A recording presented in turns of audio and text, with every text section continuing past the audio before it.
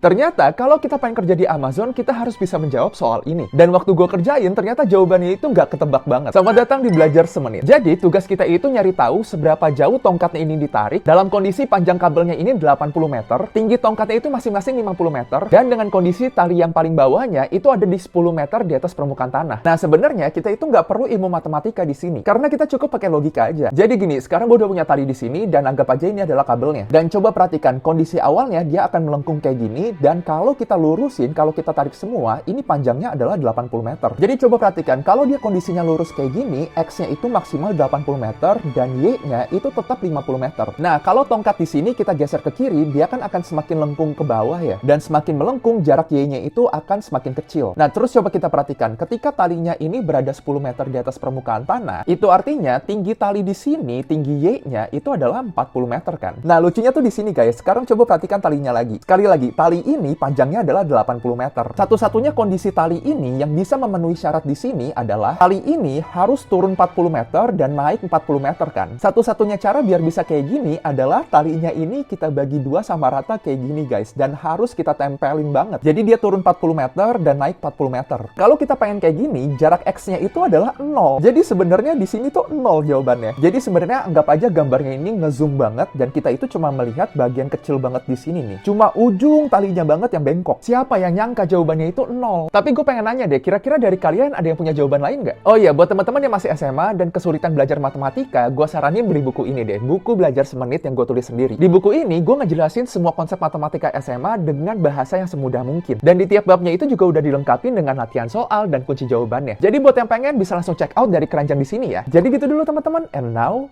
you know.